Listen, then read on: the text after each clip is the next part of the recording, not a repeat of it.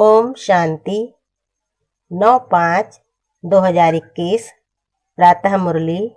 ओम शांति। अव्यक्त बाप दादा रिवाइज कोर्स है 27/12/1987 मधुबन। आज की अव्यक्त मुरली का शीर्षक दिया बाबा ने निश्चय बुद्धि विजयी रत्नों की निशानियां। आज बाप दादा अपने चारों ओर के निश्चय बुद्धि विजयी बच्चों को देख रहे हैं। हर एक बच्चे के निश्चय की निशानियां देख रहे हैं। निश्चय की विशेष निशानियां। पहला, जैसा निश्चय वैसा कर्म। वाणी में हर समय चेहरे पर रूहानी नशा दिखाई देगा। दूसरा, हर कर्म संकल्प में विजय सहज प्रत्यक्ष फल के रूप में अनुभव होगी, मेहनत के रूप में नहीं, लेकिन प्रत्यक्ष फल व अधिकार के रूप में विजय अनुभव होगी।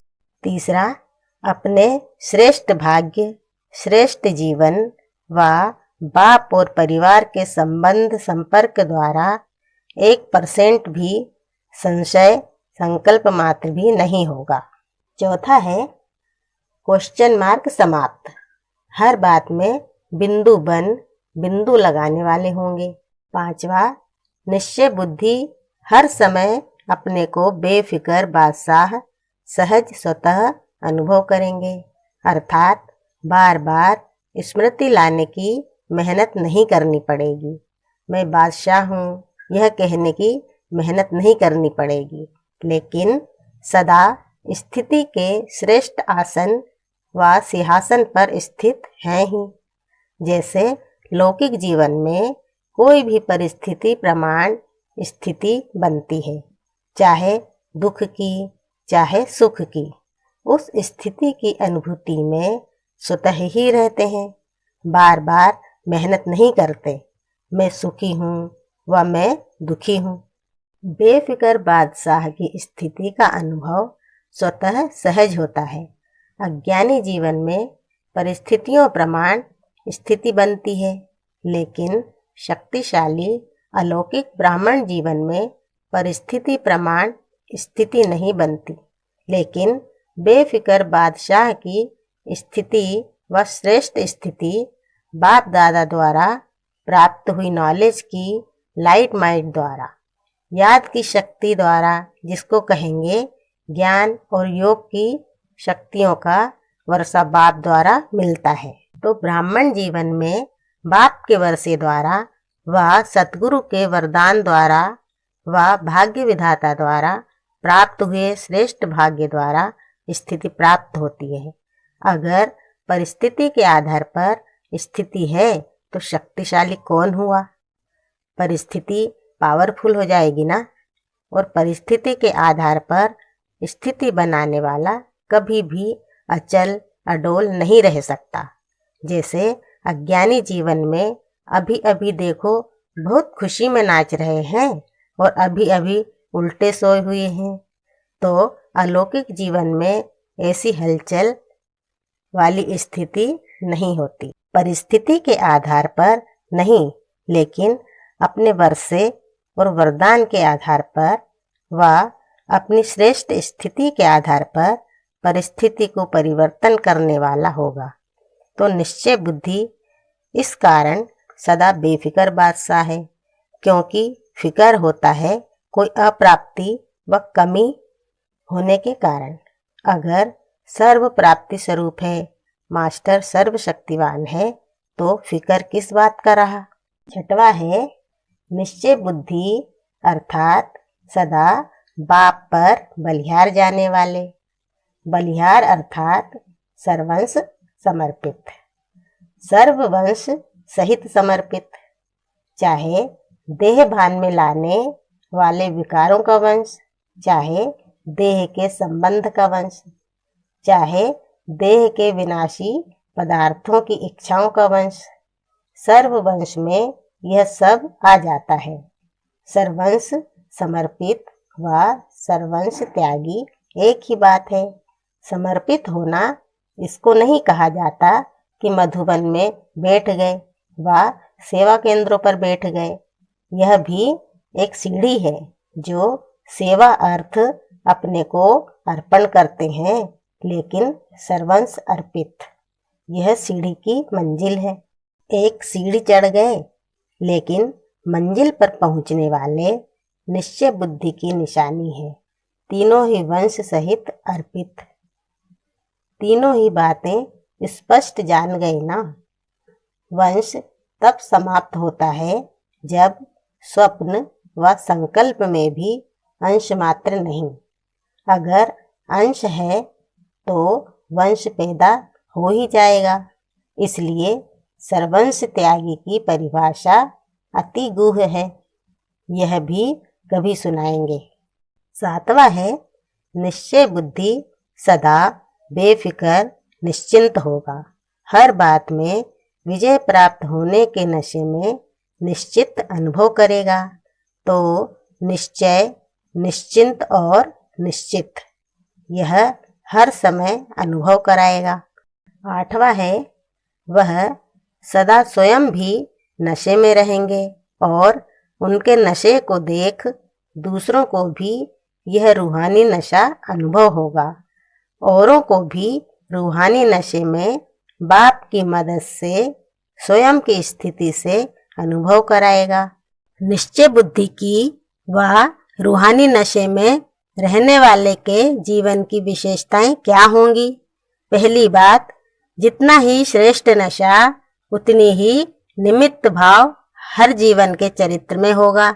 निमित्त भाव की विशेषता के कारण निर्माण बुद्धि, बुद्धि पर ध्यान देना। जितनी निर्माण बुद्धि होगी उतना निर्माण करते रहेंगे।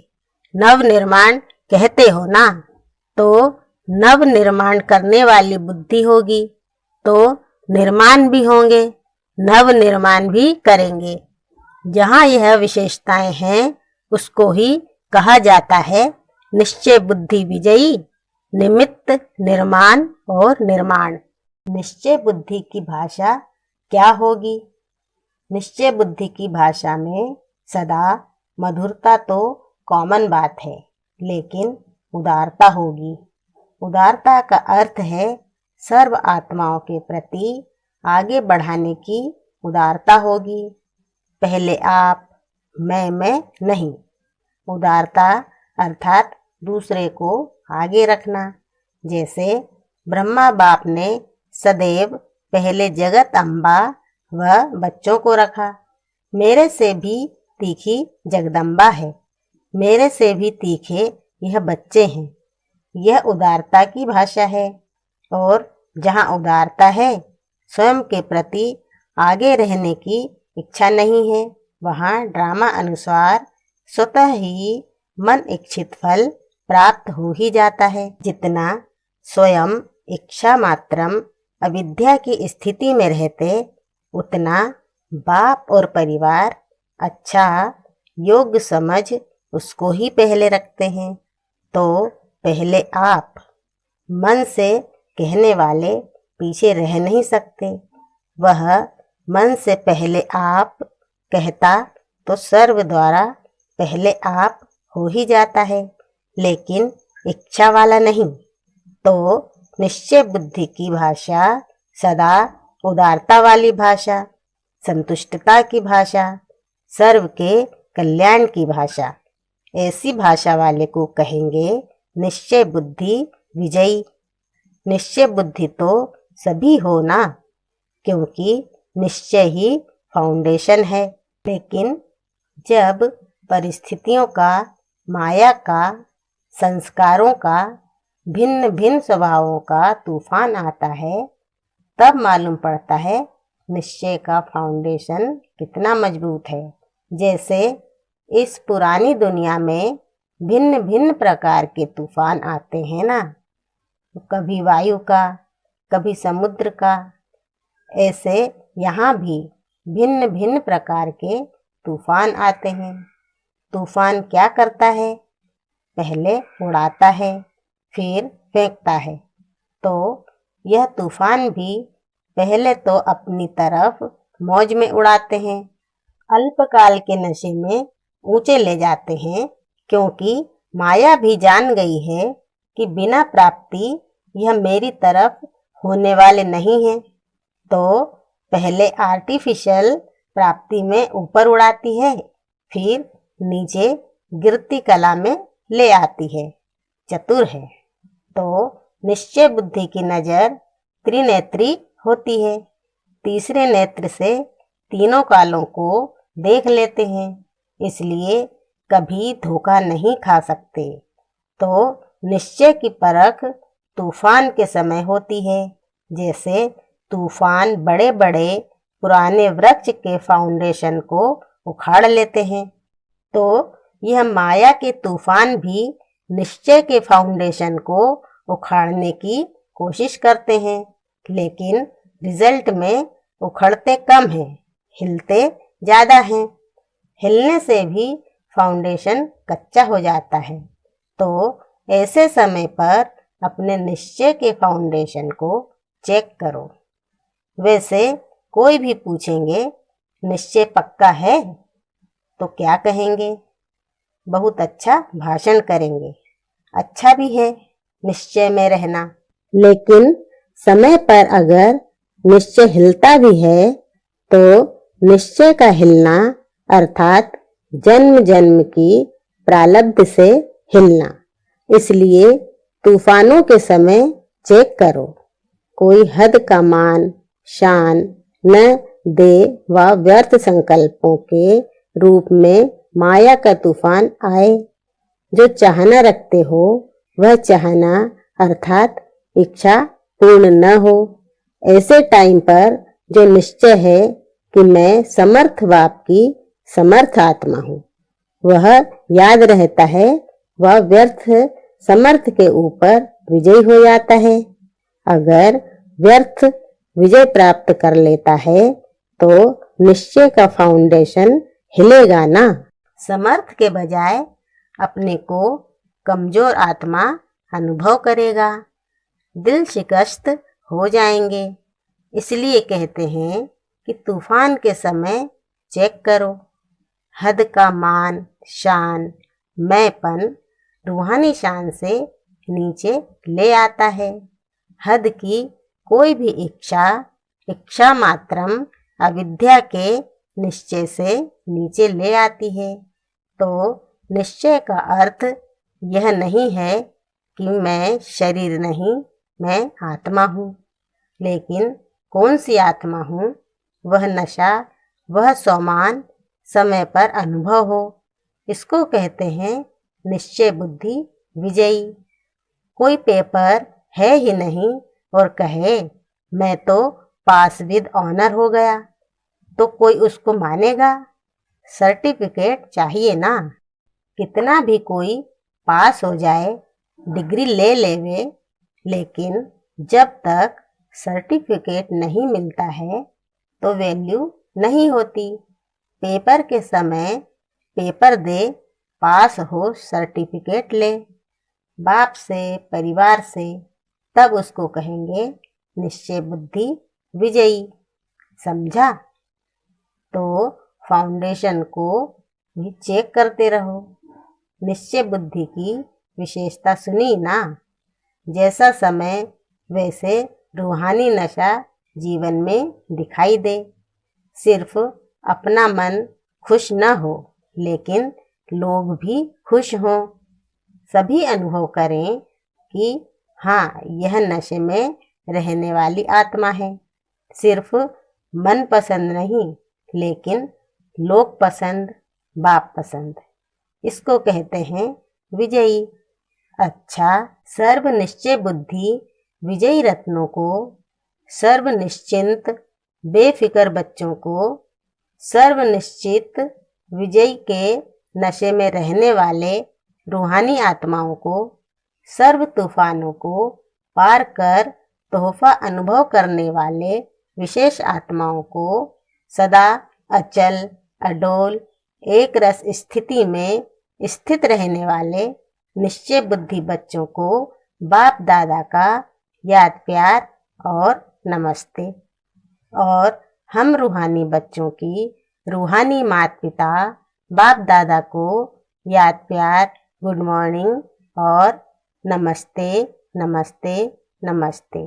ओम शांति बाबा, ओम शांति। शुक्रिया बाबा, शुक्रिया। विदेशी भाई बहनों से बाप दादा की मुलाकात। अपने को समीप रत्न अनुभव करते हो। समीप रत्न की निशानी क्या है? वह सदा सहज और स्वतः ज्ञानी तो आत्मा, योगी तो आत्मा, गुणमूर्त सेवाधारी अनुभव करेंगे। समीप रत्न के हर कदम में यह 4 ही विशेषताएं सहज अनुभव होंगी, एक भी कम नहीं होगी। ज्ञान में कम हो, योग में तेज हो या दिव्य गुणों की धारणा में कमजोर हो, वह सब में सदा ही सहज अनुभव करेगा। समीप रत्न किसी भी बात में मेहनत नहीं अनुभव करेंगे, लेकिन सहज सफलता अनुभव करेंगे, क्योंकि बाप दादा बच्चों को संगम युग पर मेहनत से ही छुड़ाते हैं। 63 जन्म मेहनत की है ना, चाहे शरीर की मेहनत की, चाहे मन की मेहनत की। बाप को प्राप्त करने के लिए भिन्न भिन्न साधन अपनाते रहे, तो यह मन की मेहनत की। और धन की भी देखो, जो सर्विस करते हो, जिसको बाप दादा नौकरी कहते, उसमें भी देखो कितना मेहनत करते हो, उसमें भी तो मेहनत लगती है ना। और अभी आधा कल्प के लिए यह नौकरी नहीं करेंगे, इससे भी छूट जाएंगे। न लौकिक नौकरी करेंगे, न भक्ति करेंगे, दोनों से मुक्ति मिल जाएगी। अभी भी देखो, चाहे लौकिक कार्य करते भी हो, लेकिन ब्राह्मण जीवन में आने से लौकिक कार्य करते हुए भी अंतर लगता है ना। अभी यह लौकिक कार्य करते भी डबल लाइट रहते हो। क्यों?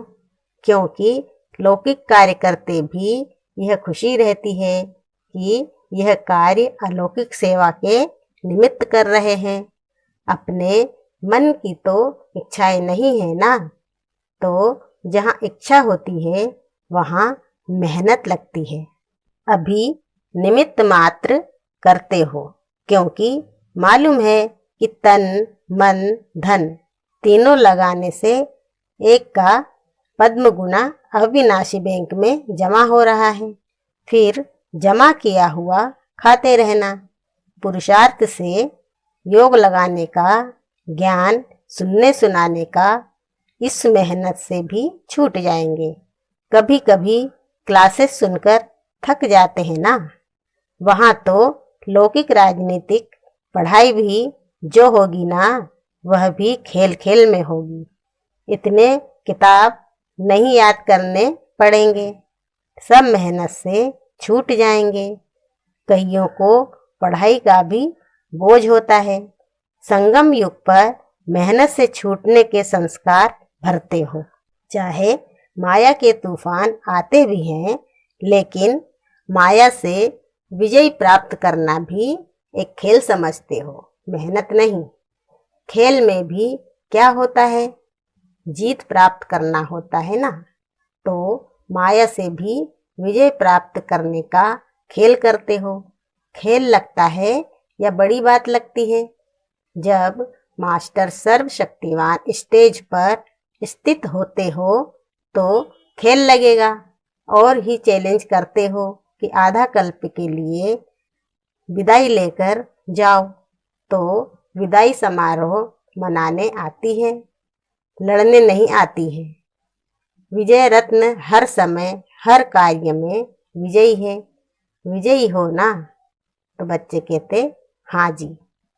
तो वहां जाकर भी हाजी करना। फिर भी अच्छे बहादुर हो गए हैं। पहले थोड़े जल्दी घबरा जाते थे, अभी बहादुर हो गए हैं, अभी अनुभवी हो गए हैं, तो अनुभव की अथॉरिटी वाले हो गए। परखने की भी शक्ति आ गई है, इसलिए घबराते नहीं हैं। अनेक बार के विजयी थे, हैं और रहेंगे। यही स्मृति सदा रखना। अच्छा, विदाई के समय दादियों से। दादी जानकी बम्बई से 3-4 दिन का चक्र लगाकर आई है। बाबा कहते अभी से ही चक्रवर्ती बन गई। अच्छा है, यहाँ भी सेवा है, वहाँ भी सेवा की, यहाँ रहते भी सेवा करते और जहाँ जाते वहाँ भी सेवा हो जाती। सेवा का ठेका बहुत बड़ा लिया है। बड़े ठेकेदार हो ना। छोटे छोटे ठेकेदार तो बहुत हैं, लेकिन बड़े ठेकेदार को बड़ा काम करना पड़ता है। बाबा आज मुरली सुनते बहुत मजा आया। बाबा कहते है ही मजा। अच्छा है, आप लोग कैच करके औरों को क्लियर कर सकते हो। सभी तो एक जैसे कैच कर नहीं सकते।